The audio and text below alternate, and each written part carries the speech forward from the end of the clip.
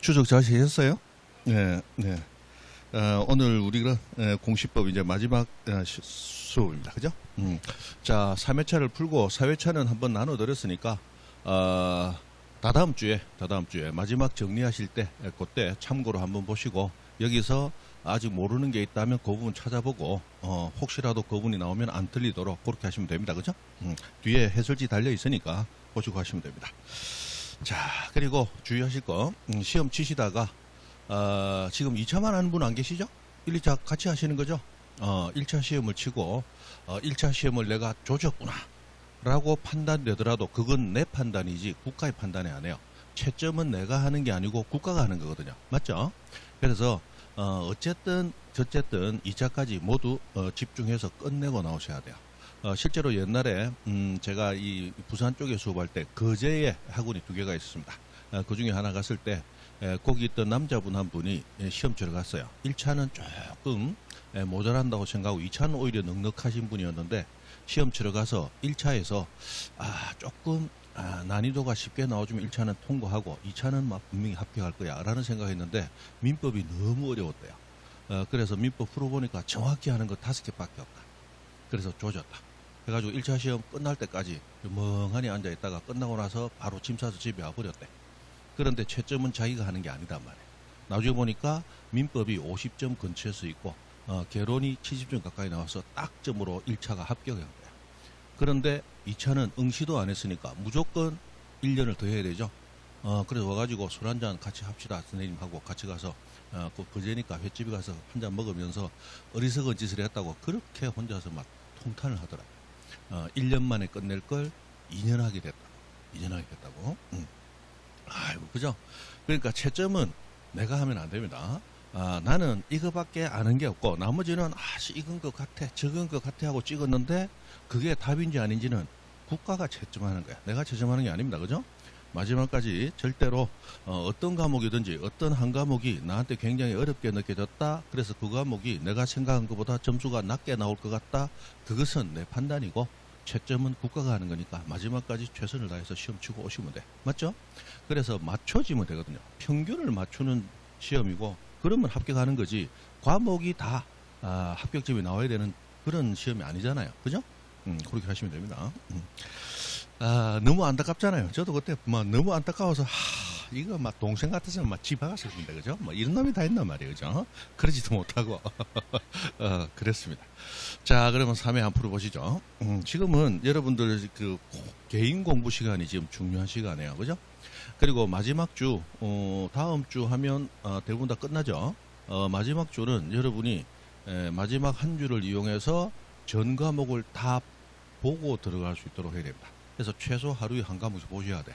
그럼 하루에 한 과목씩 볼 때는 첫 페이지부터 마지막 페이지까지 보는 게 아니다 그랬죠? 첫 페이지부터 펴놓고 줄 꺼놓은 거, 중요한 거, 별표 하나 게 있는가? 그것만 확인하고 지나가는 거야. 그래서 그거 확인하면서 외워져 있나 한번 확인해보고 외워져 있으면 외워져 있고 넘어가고 안 외워져 있으면 그걸 다시 몇 번 외우고 그리고 중간에 별표 없는 것들은 그냥 슬슬 넘어가요. 그러다 눈에 하나 탁 뜨이는 게 어쩌다가 있으면 그거는 꼭 봐놓고 안 보면 시험에 나와. 그런 것들은 맞죠? 항상 그런 게 있거든요. 네, 그렇게 해서 쭉쭉쭉 해서 중요한 것만 달고 합니다. 평균 60점만 맞으면 돼요. 나는 정확히 50점만 맞고 나머지 10점은 찍어서 맞추는 시험이다. 그러면 합격하는 시험이기 때문에 전부를 다 가지고 갈 거다라는 욕심을 버려야 돼요. 전부를 가지고 갈 거다라는 생각을 하는 순간 양에 치여서 오히려 그 양을 소화를 못하게 되고 그렇게 되면 남들 다 맞추는 것도 틀리게 돼요. 머릿속에 들어가는 양에 한계가 있으니까 그죠? 그래서 그런 식으로 해서 정리를 하시는데 자신 있는 과목 같은 경우는 한 서너 시간 하면 하루 만에 다 빠질 거야. 서너 시간만 해도. 그럼 그 시간 남는 시간에 다른 과목을 또 보고 그러면 시험 치기 전에 하루 이틀 정도 더 남을 거야. 그럼 하루 이틀 남은 시간 동안 앞에 봤던 걸 전부 다시 복습한다. 생각해 보시면 됩니다. 최근에 한 3, 4일 전에 봤던 것은 그때 4, 5시간 걸렸다면 다시 본다면 한두 시간 하면 끝나요. 그래 빨리 끝나니까 하루 이틀 만에 또 충분히 다 볼 수 있거든요. 그렇게 해서 25일 날 시험장 가시면 돼. 맞죠? 그렇게 가시면 돼요. 가장 중요한 건 마지막 일주일입니다. 마지막 일주일. 마지막 일주일 뭐 해야 될지 모르겠다 하면 지금 동영한 것들 그거 다시 보시면서 체크하셔도 되고 어떤 방식으로든 중요한 것들이 체크되어야 된다. 중요하지 않은 것들은 버리고 가는 거다. 가다가 이거 처음 보는 건데 이런 게 있었어? 그런 건 본다 안 본다? 안 본다. 그건 나오더라도 그건 찍어야 되는 거야. 그런데 시간 허비할 시간이 없어요. 그죠? 자주 나오는 거 그것만 가지고 와도 합격하는 시험입니다. 그렇게 하시면 돼요. 자, 1번 문제 봅니다. 1번 문제. 자, 이런 지번들, 토지들이 있습니다. 자, 그런데 이 토지를 뭐 한다? 합병하려 합니다. 합병. 자, 토지를 합병할 때는 지번이 어떻게 되느냐? 원칙, 가장 빠른 지번, 선순위 지번을 쓴다. 선순위.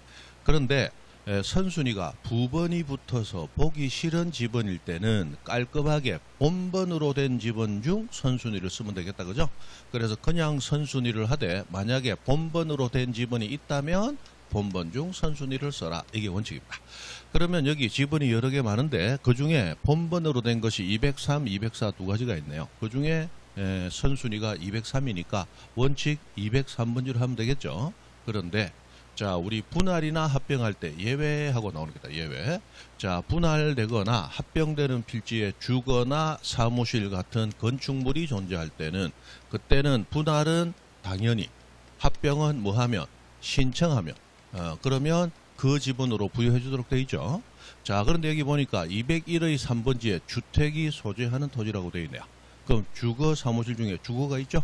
자, 그렇다면 이 201의 3번지는 무조건 합병 후 지분으로 부여해 주는 겁니까? 합병 신청하는 소유자가 201의 3을 합병 후 지분으로 부여해 달라고 신청하면 부여해 주는 겁니다. 신청하면 부여해 주는 거다. 그죠? 그래서 5번이 정답이 되죠. 자, 원칙 203번지로 하는 게 이게 원칙이다. 그러나 토지 소유자가 건축물이 존재하는 주택이 존재하는 201의 3번지로 부여해 달라고 뭐 한다면 신청을 한다면 그때는 201의 3번지로 부여하는 거다. 그죠? 그래서 요거 그대로 보는 겁니다. 자, 그러면 지번은 지금 매년 거의 나오다가 5년을 안 나왔다가 작년부터 이제 나오기 시작합니다. 올해도 분명히 나올 가능성이 높으니까 다시 한번 자 복습해 봅니다. 자, 신규 등록할 때 새로 생긴 토지의 지번 부여는 원칙 어떻게 하더라? 머릿속에 외우고 있어야 돼요. 인접지 본부, 인접지 본번에 무슨 번? 부번 부여하더라. 그러나 예외 세 가지 있다. 여인 멀리, 여러 필지, 인 최종 지번 인접 필지, 멀리 있는 필지는 최종 본번에 이어지는 다음 순번에 본번, 최종 뻔뻔하고 붙이더라고요. 그 다음에 합병은 금방 했습니다. 선순위인데 본번이 있다면 본번 중 선순위 이렇게 되는 거죠. 자, 분할은 토지가 쪼개지면 여러 개로 나눠지는데 나눠진 토지를 한 개 나머지 뭉뚱그려서 자, 한 개는 무조건 분할 전 지번 그대로 붙여줘라. 나머지 필지는 분할 전 지번에 본번을 써주고 거기다가 부번을 붙이면 된다. 왜 부번 붙이면 된다? 위치 추적해야 되니까. 그죠? 그래서 부번을 붙이는데 부번을 붙일 때는 어떤 부번? 해당 본번이 사용하는 최종 부번의 다음 부번. 최종 부부. 기억나시죠? 외워주셔야 됩니다.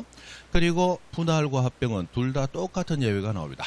자, 분할되는 필지 또는 합병 전 필지에 뭐가 존재한다? 주거 사무실. 그때는 분당 병신 하고 가는 거다. 그죠? 그 다음 마지막 지적 확정 청약.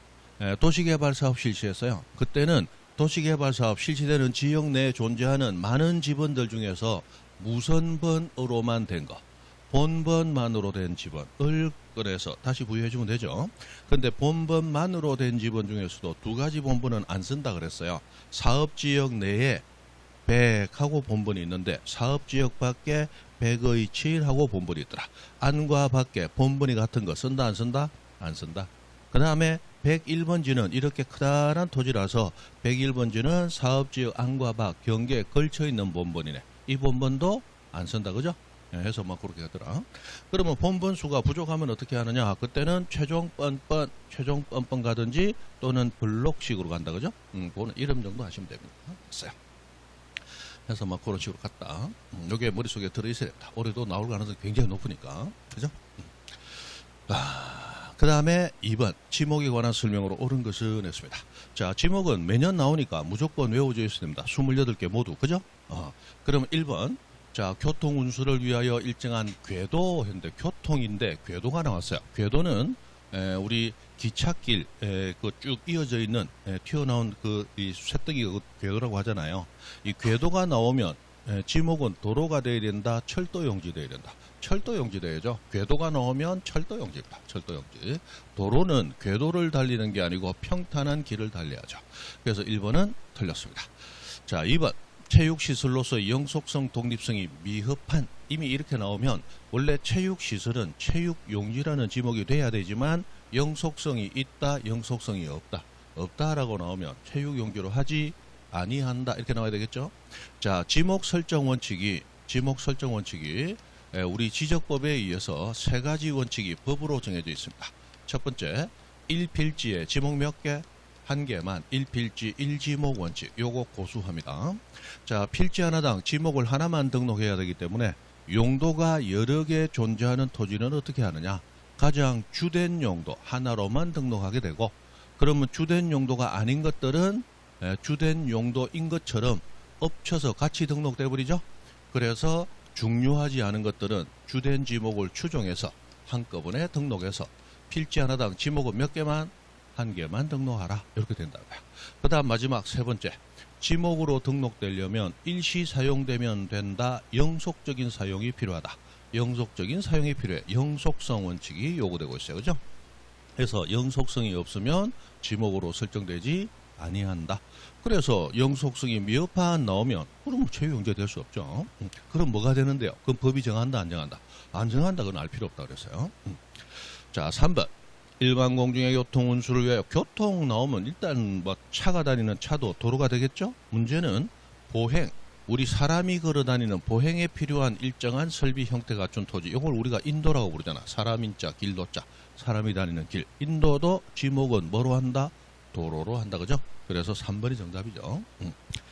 4번. 조수자윤뉴스 모래바람 막기 위하여 설치된 방조제, 방수제, 방사제, 방파제, 제방이다, 제방. 그죠? 제방이다, 제방. 자, 그리고 5번. 자, 석유, 액화 석유가스, 이렇게 기름 파는 시설물 부지, 주유소 용지인데, 지금 전기 수소차도 들어왔죠? 그래서 전기 수소 판매를 위한 일정한 부지도 주유소 용지로 같이 포함이 되죠. 주유소 용지로 포함이 됩니다. 그렇게 됐어요. 나머지 다 틀렸죠. 이거는 답만 알아서는 되는 게 아니고 28개 지목을 다 외우고 있어야 됩니다. 그죠? 항상 나오니까. 이제 거의 다 외우고 있죠. 외우고 있어요. 자, 3번 갑니다. 경계에 관한 다음 설명 중 틀린 거 찾아라. 자, 경계는 시험에 나오는 게 거의 세 가지로 딱 굳어져 있습니다. 경계 설정 원칙. 자, 경계를 새로 정하려고 할 때 기준이 5가지가 있다. 토지가 평탄할 때는 평탄한 토지의 중앙을, 맞죠? 토지에 높낮이가 있을 때는 높낮이 있는 그 구조물의 하단부를, 절토, 땅을 절개해서 구멍을 뻥 뚫어놨다면 절토면의 상단부를, 해서 높아, 절상, 높낮이 있다, 하단부, 높아, 절토했다, 절상, 상단부. 그죠? 그리고 해면, 수면, 물 나오면 무조건 물 높이가 제일 높은 거. 최대 만조위, 최대 만수위. 맞죠? 그 다음 제방을 쌓으면 육지에서 가장 먼 바깥쪽 어깨. 그게 새로운 경계로 됩니다. 자, 그런데 여기서 경계 문제가 나오면 요거 나오는 게 있는데, 토지의 지상 경계는 했습니다. 땅 위에서의 경계는 이게 법적 경계가 아니에요. 땅 위에서의 경계는 눈으로 구분할 수 있어야 되겠다. 그래서 땅 위에서의 경계는 눈으로 보이는 두기나 담장, 그 다음에 구조물이나 경계점 표지, 말뚝 등으로 구분한다. 그러나 법적 경계는 도면에 있는 경계, 좌표가 법적 경계다 그랬어요. 그죠? 그래서 1번은 이게 법률 규정, 지적부의 규정인데 요거는 답으로 나온 적은 없죠. 그냥 틀린 거 찾아라 할 때 맞는 거로서 요거는 이제 구색을 갖추기 위해서 아주 자주 냅니다. 아주 자주 내죠. 자, 그 다음에 우리 경계에서 두 번째 자주 나오는 게 지상경계점 등록부라는 장부입니다. 자, 지상경계점 등록부가 12년 전에 지적법에 새로 들어왔어요. 그 지상경계점 등록부라는 장부가 시험에 굉장히 자주 나오고 있는데, 여기에 뭐가 등록되느냐? 5개가 등록된다. 그게 자주 나온단 말이에요. 자, 7개가 등록된다. 그게 자주 나옵니다. 그럼 7개가 뭐냐? 일단 모든 땅에 대한 장부는 소재와 지번이 기본적으로 들어간다. 해서 2개. 그 다음에 나머지 5개는 경계점에 관한 자료가 4개 들어가죠. 경계점을 찾아, 사위 찾아, 좌표 찍어 갔는데 이미 사위는 토끼고 공실만 남았더라. 그렇습니다. 그래서 경계점의 사진 파일, 경계점의 위치 설명도, 경계점의 좌표, 그 다음 경계점 표지의 종류하고 경계점의 위치하고, 그 다음에 공부상 등록된 지목하고 실제 토지가 이용되는 지목하고 비교해서 적어놓게 됩니다. 이거 외에도 실제 지상경계점 등록부의 양식을 보면 몇 개가 더 있습니다. 더 있지만 법에 나와 있는 7가지 말고는 아직까지 물은 적이 없습니다. 그래서 요 정도만 외우시면 돼요. 그죠? 자, 그 다음 마지막 하나, 뭐가 나오느냐? 경계에서 나올까? 경계 설정 기준 5가지, 지상경계점 등록부 등록사항 7가지, 그리고 간간히 나오는 게 뭐냐? 토지를 분할해서 새로운 경계를 정하려고 할 때 내 마음대로 분할하는 경계 정하면 된다. 그러나 예외, 지상에 건축물이 존재할 때, 건축물이 걸리게 경계를 정하는 분할은 할 수 없다. 그러나 건축물 걸리게 분할할 수 있는 예외가 4개. 판공, 도관. 맞죠? 판공도, 판, 확정 판결, 공공사업이 있을 때, 도시개발 사업이 있을 때, 관리계획선 꺼질 때. 그죠? 요렇게 중심되는 용어만 외우시면 됩니다. 자, 그럼 2번부터 보죠. 지상경계 구획을 형성하는 구조물 등의 소유자가 다르다. 그때 지상경계 결정할 때는 일단 소유권이 명확할 때는 소유권에 따라 경계 정해야지 별도의 기준이 정할 수 없다. 그죠? 그래서 소유권에 따라 경계 결정하라. 맞다. 그 다음 3번 드디어 나왔네요. 자, 토지를 분할하려고 해요. 지상 건축물이 존재하네요. 그때 지상 건축물 걸리게 경계를 결정할 수 있으려면 판공, 도관 4가지 나오면 되죠. 그러니까 판공도하고 도시개발 사업 등 하고 있네. 그렇다면 지상 건축물 걸리게 경계 결정할 수 있다. 맞잖아요. 그죠? 그 다음에 4번. 자, 소관청이 작성하는 경계점 좌표 등록부에는 공부상 지목과 실제 이용 지목이 등록된다. 틀렸죠? 이거 뭐가 틀렸어요? 장부 이름이 틀렸죠? 경계점 좌표 등록부는 이거 지적공부입니다. 7종 지적공부 중 하나죠. 이 공실지목 등록되는 것은 경계점 좌표 등록부가 아니고 지상 경계점 등록부죠. 그래서 요 2개 헷갈리면 안 된다 그랬습니다. 실제로 요 경계점 사진 파일 등이 등록되는 장부는 무엇인가 해놓고서는 지상 경계점 등록부와 경계점 좌표 등록부를 같은 문제에서 같이 잡아놓은 문제가 실제로 나왔어요. 그죠? 2가지가 헷갈린다는 거야. 실제로 이 2가지 헷갈려하는 분이 좀 있습니다. 그래서 헷갈리지 말라고 요 문제를 낸 거야. 경계점 좌표 등록부가 아니고 지상 경계점 등록부 이리 나와야 되겠죠? 그래서 4번이 틀렸습니다. 이거 보고 막 안타까워하는 분이 엄청 많았어요. 와, 씨 이러면서. 그죠? 그래요. 이거 틀렸단 말이에요. 그죠? 답이 없더라. 답이 없더라. 이게 굉장히 다른 것 같은데 가만히 보면 굉장히 닮았어요. 왜냐하면 8자 중에 6자가 닮았거든. 경계점 등록부 맞죠? 확 다른 것 같은데 가만히 보면 8자 중에 2자만 달라. 그래서 헷갈리는 분들 가끔 있어요. 됐다. 자, 그래서 4번이 틀렸고 정답. 자, 5번. 공유수면 매립지 토지 중 제방을 토지에 제방 나오면 무슨 어깨? 바깥쪽 어깨. 그죠? 이렇게 나옵니다. 됐어요. 자, 4번 갑니다. 다음 중 틀린 것은 했습니다. 자, 지적공부는 종이로 된 것과 전산화된 걸로 나눠지는데 종이로 된 지적공부는 지적서고에 보관하고 있죠. 자, 그때 1번 지적공부를 보관하는 상자는 바닥이나 벽으로부터 딱 붙여라, 띄워라. 벽 15 높이텐 띄워야 된다 했다. 벽 15 높이텐. 그죠? 높이텐 이렇게 띄워서 결로를 방지하라. 그렇습니다. 그 다음 2번 지적서고에 보관하는 하고 나왔는데 지적서고에 보관되는 장부 중에 글자로서 정보를 정하는 지적공부가 5개야. 토지대장, 임야대장, 공유지연명부, 대지권 등록부, 경계점 좌표 등록부 이런 것들은 글자로서 정보 전달하기 때문에 글자 굵기가 달라져도 문제될 거 없어. 그래서 그것은 보관할 때 100장 단위로 바인드에 넣어서 보관하면 됩니다. 그러나 도면은 여기 보면 일람도, 지번색임표, 지적도면, 도하고 나왔죠. 이게 다 도면입니다. 이 도면들은 100장 단위로 바인더에 넣습니까? 한 장씩 따로 보호대에 넣습니다. 한 장씩 해서 100장 단위가 아니고 각 장별로 이렇게 나오죠. 각 장별로 보호대에 넣도록 되어 있어요. 이 지번 색임표라는 것도 이름은 표라고 되어 있는데 이 표를 만들어 놓은 거예요. 이 지도상에는 지번이 요 지번부터 요 지번까지, 저 지번부터 이 지번까지 있습니다라고 이 도면에 있는 지번을 알 수 있도록 색인으로 표를 작성해 놨는데 그 표는 어디에 작성하느냐? 도면에다가 표를 작성해 놓은 거예요. 그래서 지번 색임표도 기본은 도면에 표가 작성되어 있는 겁니다. 그래서 표라고 되어 있지만 사실은 다 도면이에요. 도면은 한 장씩 따로 보호되어 있습니다. 그죠? 그리고 보관할 때 나중에 찾기 쉬워야 되니까 지번 부여 지역별 동리별로 도면 번호 순으로 보관한다. 이 당연하겠죠. 됐습니다. 자, 그래서 틀린 것은 2번이죠. 3번. 자, 토지 면적 측정 방법 두 가지. 전자 면적 측정 기법은 도면에 등록된 토지 면적. 그 다음에 좌표 면적 계산법은 좌표로 등록된 토지 면적 계산. 맞죠? 이 좌표 하고 나오면 좌표 면적 계산법이 나와야 되는데 좌표로 등록된 토지. 이렇게 문제를 안 낸다고 그랬죠? 경위의 청량으로 청량된 토지. 이렇게 낸다고 그랬어요. 이 경위의 청량이라는 청량법이 좌표를 만드는 청량법이다라는 거예요. 그래서 이렇게 나오면 이때는 좌표 면적 계산법이 되겠죠? 됐습니다. 자, 4번.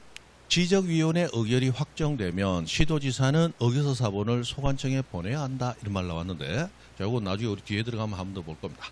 자, 우리 지적위원회가 두 개가 있습니다.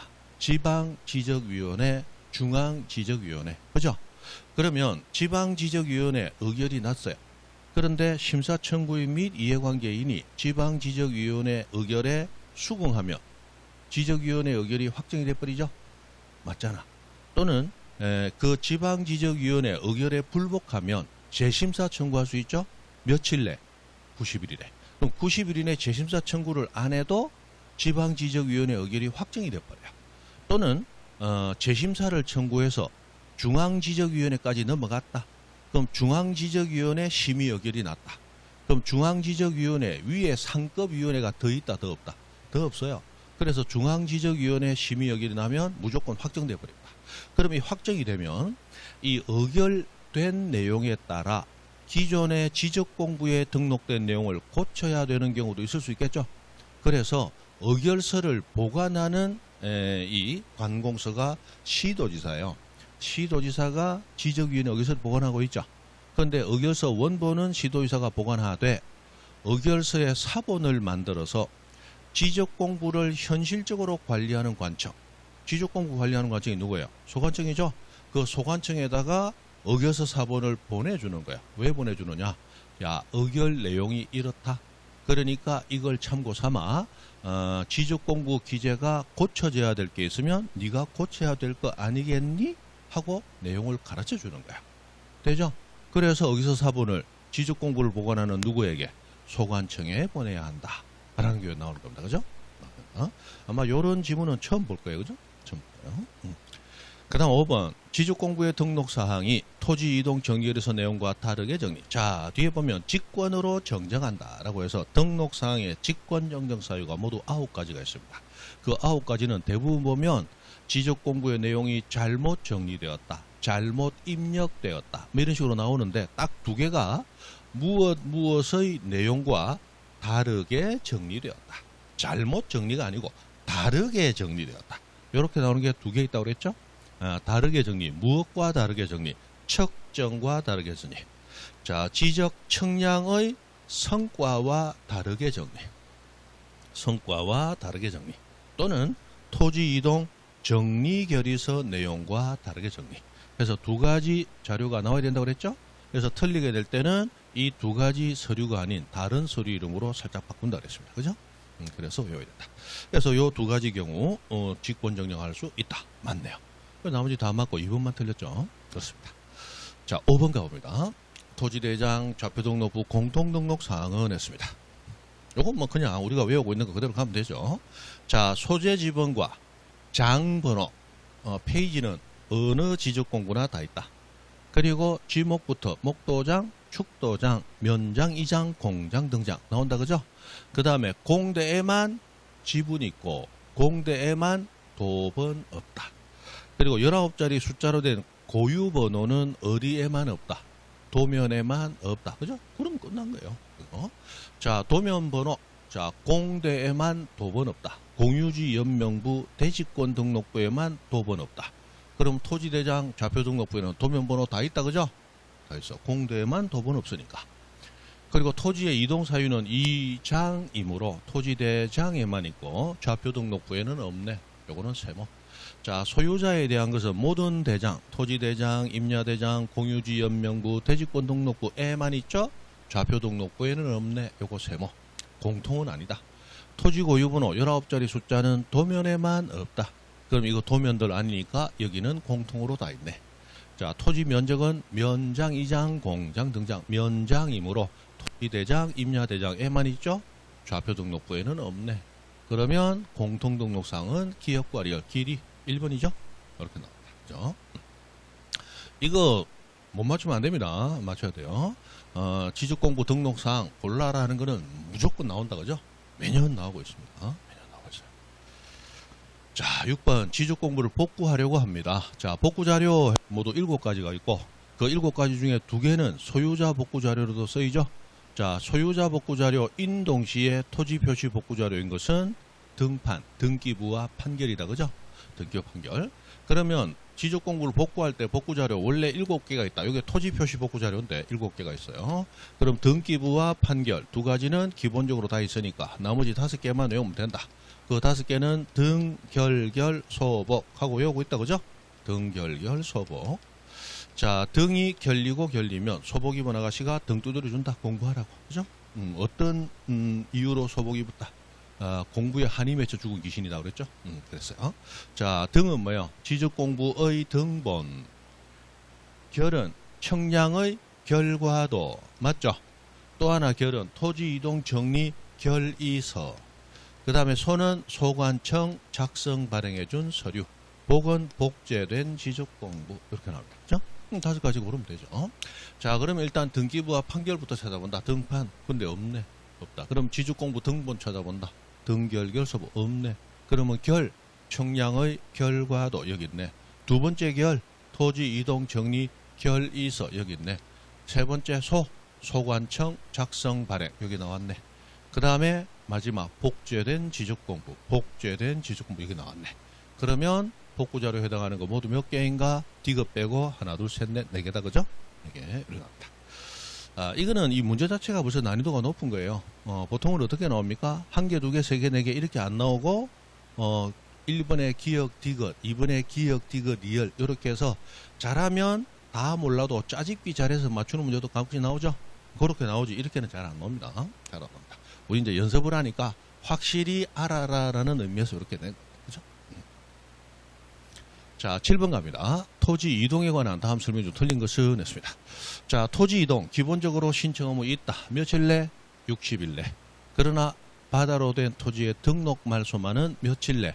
90일이네. 그죠? 그런데 분할과 합병은 원칙은 신청 의무가 없고 예외적으로만 신청 의무가 있습니다. 그죠? 그래서 분할은 딱 하나. 1필지의 얼마 용도 변경. 1필지 일부 용도 변경. 그때만 분할 신청 의무 있죠? 1필지 일부 나오면 바로 분할 튀어나와야 돼요. 1필지 일부 용도 변경.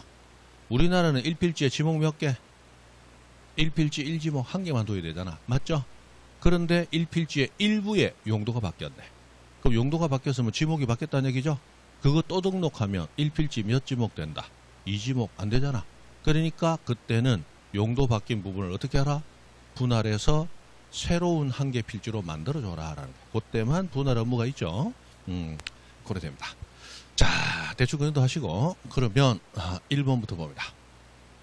자, 임야도에 등록된 토지가 사실상 형질 변경됐지만 지목 변경할 수 없는 경우 지목 변경 없이 자, 등록 전환 신청할 수 있다. 등록 전환 신청할 수 있는 대상 토지가 4가지가 있다. 요거 최근에 5년 전에 이 법령 규정이 하나를 바꿨기 때문에 어쩔 수 없이 외우고 가야 된다고 그랬죠? 언제든 나올 수 있다. 등록 전환 신청 대상 토지는 4개가 있는데 그 4개는 허가신고, 대사관 이렇게 외우랬습니다. 허가신고, 대사관. 각종의 허가신고를 받았다 하면 등록 전환 대상 토지다. 그 다음에 대사관. 대는 뭐예요? 대부분 등록 전환 되었다. 이 말 나오면 등록 전환 대상 토지다. 사실상 형질 변경이라는 문장 나왔다. 그러면 등록전환 대상 토지다. 도시군 관리 계획선에 따라라는 문장 나오면 그러면 등록전환 대상 토지다. 허가신고 대사관했습니다. 그리고 여기 보면 사실상 형질병력 허가신고 대사관의 사내 그러면 거두절미하고 등록전환 신청 대상 토지이다라는 겁니다. 그렇게 그냥 외우면 된다 그랬죠? 다 외우면 문장을 다 외울 수 없다 그랬습니다. 뭐 자주 나오면 문장을 분석해서 다 외워야 되겠지만 자주 나오는 거 아닌데 그렇죠? 자, 등록 전환은 뭐예요? 등록돼 있는 장부를 전환 바꾼다죠? 자, 토지 가치가 낮아. 임야도 임야대장에 등록이 되어 있습니다. 근데 개발돼서 토지 가치가 높아질 거야. 그럼 임야도 계속 놔둔다. 보다 정밀한 지적도로 옮긴다. 지적도로 옮긴다. 그래서 등록된 장부가 전환 바뀐다는 거야. 그러면 등록 전환하기 위해서는 새로 청량하고 비용과 시간이 투입이 돼야 돼. 비용 시간 투입돼서 정밀도는 높아져야 돼요? 낮아져야 돼요? 높아져야 돼. 돈 들어간 만큼 높여야 될 거 아니야. 그래서 임야도에서 지적도로 옮겨가는 건 등록 전환이에요. 그럼 지적도 있는 걸 임야도로 옮기는 등록 전환은 아예 한다 안 한다? 그런 건 안 한다. 돈 들여서 정밀도를 떨어뜨리는 작업은 안 한다는 거야. 그래서 등록 전환은 일방통행이에요. 정밀도 낮은 임야도에 있는 걸 정밀도 높은 무슨 도로? 지적도로 장부 자체를 바꾼다. 그게 등록 전환입니다. 그죠? 등록 전환이요. 자, 그럼 이렇게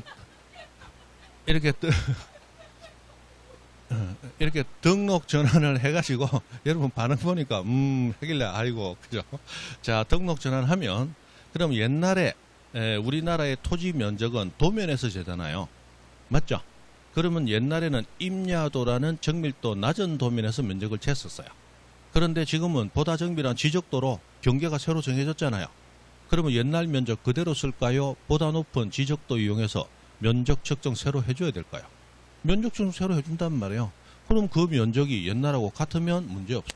그런데 옛날에 임야도 면적과 지적도에서 새로 잰 면적이 서로 다르다면 이거 어떻게 처리할 건데?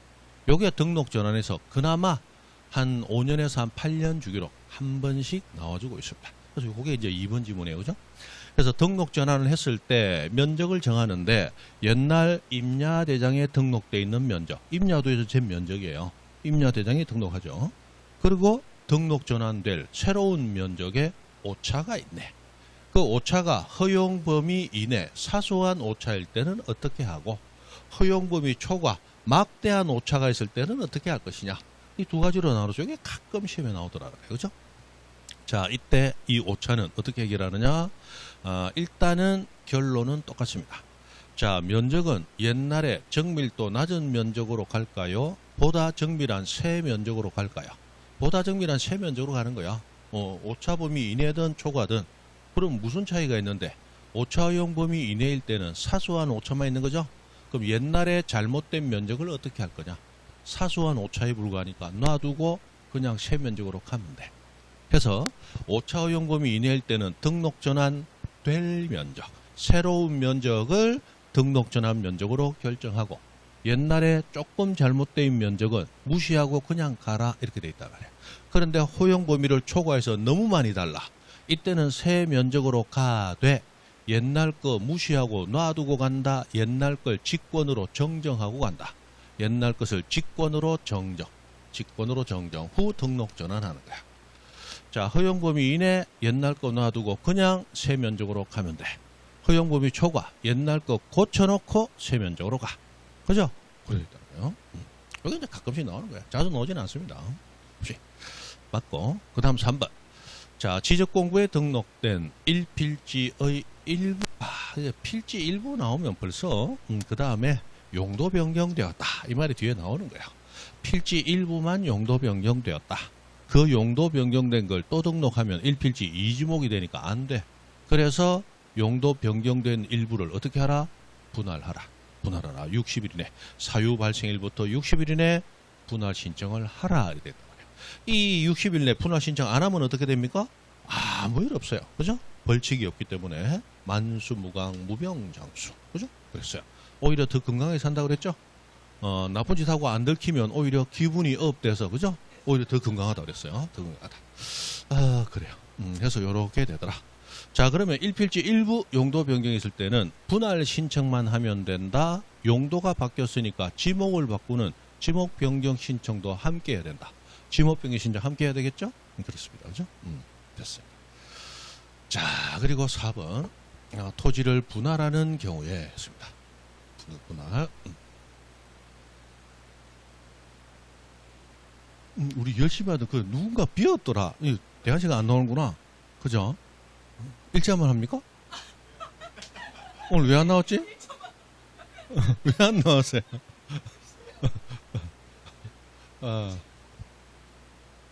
예? 출근. 돈 벌어야 되면 할 수 없다. 이 공부하는 것도 돈 벌려고 하는 건데, 그죠? 돈 버는 일은 할 수 없다. 뭐 놀러 갔다 이러면 큰일 난다. 그죠?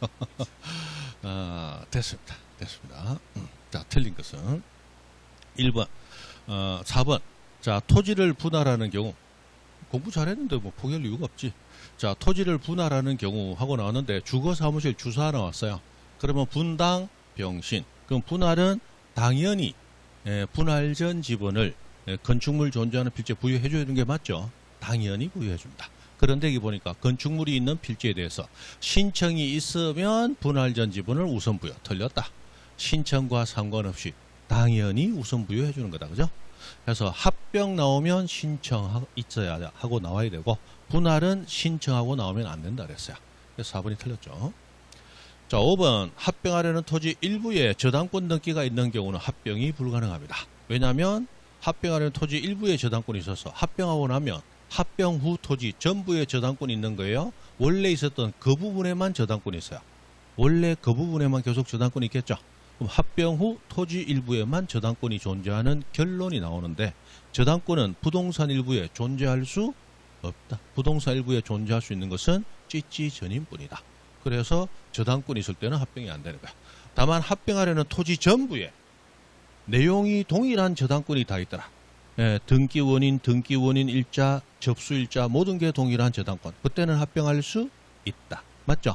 또는 합병하려는 토지 일부만 신탁 등기가 있어요. 합병할 수 없죠. 그런데 합병하려는 토지 전부에 등기된 내용이 동일한 신탁 등기가 다 있어. 그때도 합병할 수 있다. 이렇게 합병할 수 있는 것은 딱 두 개. 저당권과 신탁만 법이 인정한다고 그랬죠. 합병하려는 토지 일부 가압류가 있어. 합병할 수 없다. 합병하려는 토지 전부에 내용이 동일한 가압류가 다 있어. 합병할 수 없다. 그건 안 된다 그랬어요. 저당권과 신탁만 특별 규정으로 인정해 준다고 그랬죠. 됐습니다. 자, 8번 갑니다. 축적 변경. 축적 변경.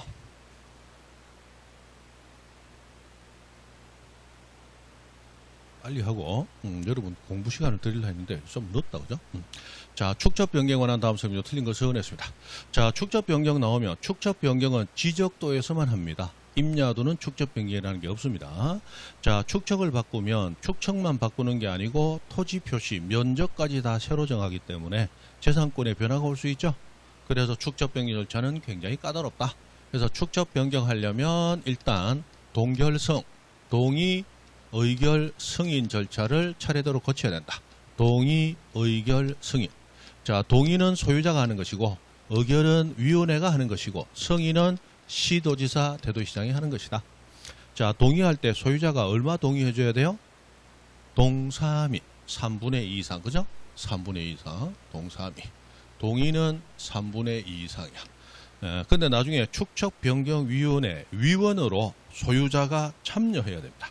소유자가 위원으로 몇 분의 몇 이상 참여해야 됩니까? 2분의 1 이상. 맞죠? 위원회 2분의 1 이상을 소유자로 참여시켜야 돼. 그래서 소유자가 분수로 나온 게 2번 나옵니다. 축척 변경에 대한 동의는 소유자 3분의 2 이상 동의.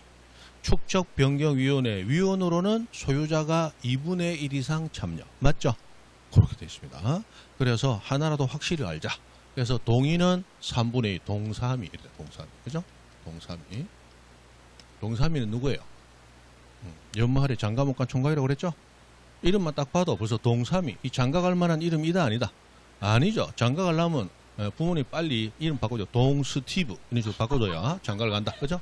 동사미. 이래가 이름 뭐 이런 이름 가지고 장가 못 간다 그랬어요. 그죠? 동사미. 요즘 세상이 어떤 세상인데. 그죠? 동사미예요. 동사미. 그죠? 자, 동사미 외우더라. 동의는 3분의 2 외우도록 했습니다. 그죠? 의결은 과반수, 그죠? 이렇게 되는 거다. 성인이 떨어지면 그럼 비로소 축적 변경 시작할 수가 있습니다. 자, 축적 변경 관련해서 숫자가 총 절차상 8번 나온다고 그랬죠? 자, 축적 변경 시행 공고를 합니다. 그리고 공고 나면 경계점마다 표지 말뚝 설치하라 이렇게 되어 있습니다. 요것이 시작할 때 20, 30 이어진다고 그랬죠? 20일 이상 30일 이내. 30일 이내는 시행공고 1로부터 30일 이내. 그죠? 그래서 시행공고 20일 이상 그날부터 30일 이내 경계점 표시 설치. 그리고 청량을 하고 나서 축척을 바꾸고 토지 표시 삭새로 정하고 면적의 증감 파악하고 토지 가격까지 조사한 다음에 이제 청산금 확정되었습니다. 공고를 해요. 이 청산금 공고를 해도 소유자들이 공고문을 안 보고 다니기 때문에 소관청이 토지 소유자에게 납부, 고지, 수령 통지 해줘야 된다 그죠? 그래서 이 두 가지는 15, 20하고 이어진다 그랬어요. 15, 20. 15, 20. 공고는 15일 이상, 수령 통지는 20일 이내 해줘라. 그렇게 되어 있어요. 그죠?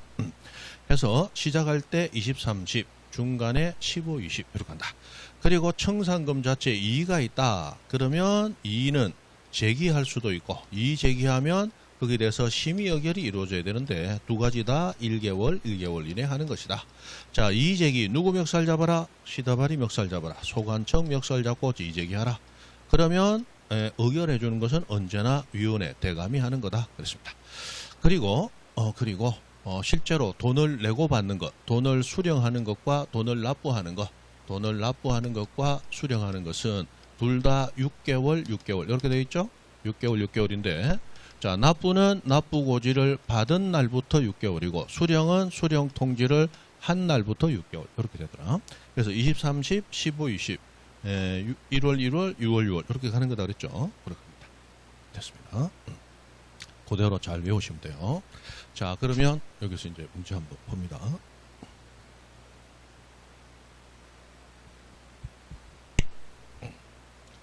자, 1번 축적 변경을 신청하는 토지 소유자는 축적 변경은 소관청이 직권으로 할 수도 있고 소유자 신청으로 할 수도 있지만 둘 다 절차는 똑같습니다. 동결성. 소유자는 축적 변경 사유적은 신청서에 자, 소유자가 몇 분의 몇 이상 동의해야 돼요? 3분의 2 이상. 3분의 2 이상 동의받은 동의서를 첨부해서 소관청에 제출해서 축적 변경 절차를 밟아주세요라고 요구하게 됩니다. 그러면 소관청은 그래서 위원회에 의결 거치고 시대 승인 받고 이렇게 하는 거죠. 그래서 1번이 바로 틀렸어요. 자, 2번 축적 변경 시행 지역의 소유자 또는 점유자는 시행 공고 며칠 이상 20일 이상. 그럼 그날부터 며칠 이내 30일 이내 시행 공고일 현재 점유하고 있는 경계점에 경계점 표지 말뚝을 설치하라. 그래서 축적 변경 청량하는 기사들에게 이 땅은 모양이 이렇습니다 라고 가르쳐줘라 이렇게 되어 있습니다. 3번 소관청이 납부 고지하거나 수령 통지한 청산금에 관하여 이의가 있는 자는 고지 통지 받은 날부터 1개월 이내 누구 멱살 잡고 시다발이 소관청 멱살 잡고 이의 신청하라. 맞죠? 그렇습니다. 4번 소관청은 청산금 수령 통지 한 날부터 6개월 이내 청산금이요. 수령은 한 날부터 6개월. 그죠? 지급해라. 맞아요. 그다음 5번 소관청은 청산금 지급받을 자가 행방불명 등으로 받을 수 없거나 돈이 만리장리 받기를 거부하면 공탁에서 지급한 걸로 가름할 수 있죠. 그렇겠습니다. 됐어요. 자, 9번 법령상 축적 변경에 관한 다음 내용 중 옳은 것은 했습니다.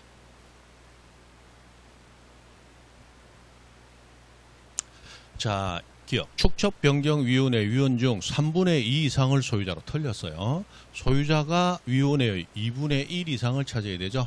절반 이상을 소유자로 구성하라 이렇게 됐어요. 그런데 리얼에 보시면 축적변경 시행지역의 소유자가 모두 합쳐서 5명 이하이면 그러면 절반이 안 될 수도 있네. 소유자가. 그때는 어떻게 한다? 전원을 위원으로 해줘라. 그렇게 됐습니다. 자, 그리고 니은 축적 변경의 승인 신청을 받은 시도지사 또는 대도시장은 행정정보 공동이용을 통하여 축적 변경 대상 지역의 지적 또는 확인해야 되지만 임야도는 확인할 필요가 없어요. 자, 축적 변경은 지적도 임야도 다 한다. 지적도에서만 한다. 지적도에서만 하는 거죠. 그러니까 지적도는 확인할 필요가 있지만 임야도는 확인할 필요가 없습니다. 실제로 법률 규정이 축적 변경 대상 지역의 지적도를 확인해야 된다. 이렇게 되어 있고 임야도는 빠져 있습니다. 그래서 임야도 들어가면 안 됩니다. 문제가 너무 똑같은 것만 넣으면 식상해서 이것도 한 번 나온 적도 없는 지문이에요. 그죠? 한번 넣어봤습니다. 항상 안 냈던 문제를 한 문제에서 두 문제까지 내죠. 작년에 의외로 한 번도 안 냈던 걸 세 문제를 냈습니다. 그거는 굉장히 좀 특이하고 보통 한 문제나 두 문제는 한 번도 안 냈던 걸 냅니다. 만점자를 피하게 하려고. 예전에는 지적법 만점자가 12문제 다 맞추는 사람이 한 학원에 뭐 14명씩 나옵니다. 너무 많이 나왔기 때문에 그걸 없애기 위해서 항상 안 냈던 부분에서 한두 문제는 꼭 냅니다. 만점을 피하려고. 그거는 맞추려고 하면 안 돼. 그건 틀려주면 되는 거예요. 그죠? 자, 디귿. 납부 고지되거나 수령 통지된 청산금에 관하여 이의가 있습니다. 그러면 이의 제기는 고지 통지 받은 날부터 몇 개월이내? 1개월 이내 누구 멱살 잡고 시다발이 소관청 멱살 잡고 할 수 있습니다. 그래서 옳은 것은 디귿과 리얼 두 가지다. 그죠? 디귿과 리얼 3번이 정답입니다. 자, 10번 갑니다. 다음 주 틀린 것은 했어요.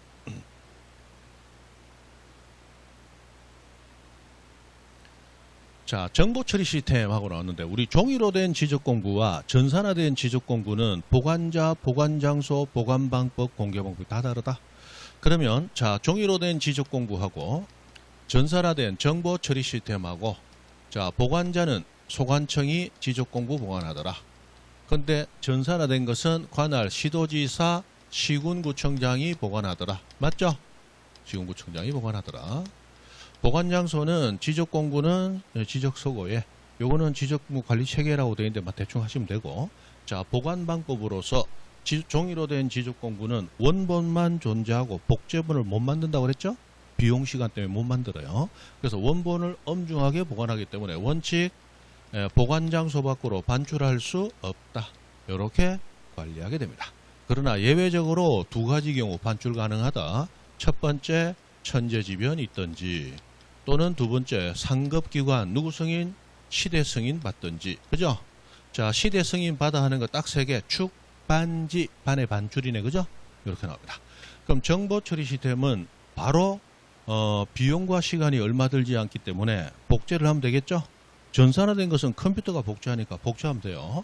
이 복제는 누가 하도록 되어 있습니까? 국장.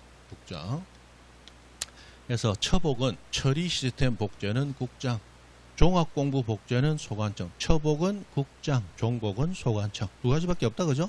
복제는 그렇다고 했어요. 그 다음에 공개 신청은 누구에게 할 것이냐.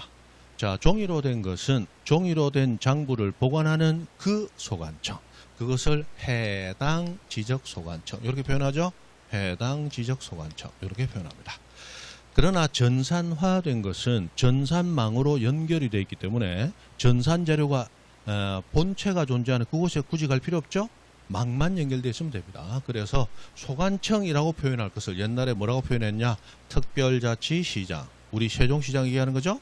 또는 각종의 시군구청장, 요 사람들을 우리는 대충 소관청이라고 부릅니다. 또는 시골의 읍면동사무소까지 다 전산망은 연결되어 있더라. 요 사람에게 신청해도 됩니다. 그래서 종이로 된 것과 전산화된 것은 완전히 이렇게 보관장소, 보관방법, 보관자, 공개방법 다 분리가 되어 있어요. 그대로 외우셔야 됩니다. 그리고 이 보관하던 자가 혹시라도 멸실되면 복구도 보관하던 자가 복구해야 된다. 그죠? 종이로 된 것은 누가 복구한다? 소관청이. 전산화된 것은 누가 복구한다? 시도지사, 시군구청장이. 그죠? 보관자가 복구자가 됩니다. 그래요. 자, 1번 정보 처리 시스템 통하여 기록 저장된 지적 공부를 열람하거나 등본 발급받으려면 특자시장, 시군구청장 또는 읍면동장, 특자시장, 시군구청장 또는 읍면동장. 맞는 것 같은데 1번이 틀렸어요. 1번 어디서 틀렸어요? 괄호에서 틀렸죠? 지적도 임야도는 제외한다. 여기 나와야 되죠? 제외. 그래서 지적도 임야도 도면도 지금 100% 전산화가 돼 있다고 한 15년 전부터 이미 얘기를 하고 있어요. 그런데 아직까지도 원래 도면 전산화가 가장 늦었기 때문에 도면은 옛날에 제외라고 했었어요. 그런데 도면은 전산화가 다 끝났는데도 불구하고 아직까지도 제외라고 하는 법 규정을 그대로 유지하고 있습니다. 요거는 많은 돈을 들여서 전산화를 해놓고서도 법 개정이 늦어지는 법적 입법 미비 때문에 그렇다라고 보통 학자들 얘기하는데 막 그 상관없이 지금도 안 하고 있습니다. 만약에 민법 같았으면 벌써 바꿨어요. 민법 같으면 안 바꾸면 개떼처럼 달라들어서 전국의 법학자들, 민법학자들이 개떼처럼 달라들어서 뜯어먹습니다. 그래서 자기 존재를 알리고 자기 책이 잘 팔리면 민법 책 잘 팔리면 3대가 먹고 삽니다. 3대가. 그런데 지적법은 책 냈다면 책 낸 권수만큼 망한다 그랬죠? 아무도 안 삽니다. 아무도 안 사. 그래서 이런 법은 완전 자법이거든요. 자법이요. 그래서 뭐 이거 연구하는 학자도 없고 무릎 뜯지도 못합니다. 그죠? 민법 같은 게 무릎 뜯거든요. 제가 옛날에 공부할 때는 서울대 법대 교수인 그 곽윤지 교수라는 분이 민법 책 5권을 다 팔아먹습니다. 민법 총칙 한 권, 물권법 한 권, 채권 총칙 한 권, 채권 각칙 한 권, 그 다음에 가족법에서 친족 상속편 한 권, 5권을 팔아먹는 거예요. 전국 법대생들은 곽윤지 책을 전부 다 가지고 있습니다. 그 사람이 1년에 80년도 중반에 1년에 인세로만 1억 얼마씩 받아간다 그랬어요. 그 당시에 1억 얼마 같으면 아마 강남에 아파트 한두 채씩 막 떨어졌을 거야. 그게 1년에 그렇게 나온다 그랬어요. 1년에. 그러니까 그 양반이 한 20, 30년 대한민국 법계를 자꾸 흔들었거든요. 그 사람, 그죠? 그 사람을 뜯어먹으려고 옆에 이제 다른 대학의 뭐 김용한 교수나 이런 사람들이 와가지고 뭐 이런 택도 아닌 주장을 하는 자가 있다 이러고 자에다 놈자자를 한자로 딱 써놓고 그래서 서로 싸웁니다. 기본서 교과서에서 뭐 옛날 그랬어요. 아 대단합니다. 그걸 이제 학자들의 자존심이라고 좋은 말로 포장하는데 돈에 대한 욕심이죠. 그런 거 가지고 엄청 뜯어먹고 싸우는 그랬어요. 됐다. 이제 그분들은 다 돌아가셨어. 그 후손들이 이제 그 돈 갖고 잘 먹고 잘 살고 있겠지. 그죠? 됐습니다. 그 다음에 2번. 자, 지적 공부 했는데 정보 처리 시스템은 제외. 그러면 종이로 된 거 얘기하는 거다. 그죠? 그때는 소관청이 보관합니다. 청산회 지적서고에 연구 보존합니다. 맞네. 3번. 경계점 좌표 등록부에 등록된 토지 면적이 했는데 자, 우리 토지의 면적은 등록 단위가 어떤 토지는 0.1제곱미터, 어떤 토지는 1제곱미터 이렇게 나눠져 있죠. 자, 0.1제곱미터로 등록하는 것은 경계점 좌표 등록부에 등록된 토지 면적이죠. 그리고 좌표가 있는 지역에도 도면은 있다. 몇 분의 몇? 500분의 1 축척의 지적도가 만들어져. 그 다음에 600분의 1 축척의 지적도. 이것이 가장 정밀한 도면과 좌표라는 거야. 여기 등록된 토지는 면적을 등록할 때 등록 단위가 0.1제곱미터 단위로 등록하더라. 이 0.1을 우리 한글로 표현할 때는 뭐라고 표현하더라? 제곱미터 이하 한 자리 단위 이렇게 표현하죠. 그런데 500, 600분의 1 말고 1000분의 1에서 6000분의 1까지 정밀도 떨어지는 도면에 등록된 토지는 면적 등록 단위가 제곱미터 단위 1제곱미터 정수로만 등록하게 되죠. 자, 그렇다면 좌표 등록부에 등록된 토지 면적이 0.1보다 적어. 그래도 무조건 등록 단위가 0.1이므로 무조건 얼마로 등록하라? 0.1로 등록하라. 맞죠? 만약에 좌표 등록부라고 나오지 않고 1000분의 1 축척의 지적도에 등록된 토지 면적이 0.04라고 줬어요. 그걸 얼마로 등록해야 돼? 1제곱미터로 등록해야 되겠죠? 됐습니다. 4번 아까 했습니다. 경위의 청량 나오면 좌표가 떠올라야 돼. 좌표가 있는 지역은 토지 면적 측정을 좌표 면적 계산법으로 하는 거다. 그죠? 4번 맞다. 자, 5번. 소관청은 지적공부의 등록사항을 말소 또는 회복했을 때마다 항상 말소했을 때도 두 사람에게, 회복됐을 때도 두 사람에게, 그 두 사람은 같은 사람이다. 누구냐? 소유자 및 공유 수명관리청. 언제나 두 사람에게 통지해 주도록 되어 있습니다. 그죠? 됐어요. 자, 11번 가봅니다. 힘듭니까? 좀 쉬었다 할까요? 쉬었죠.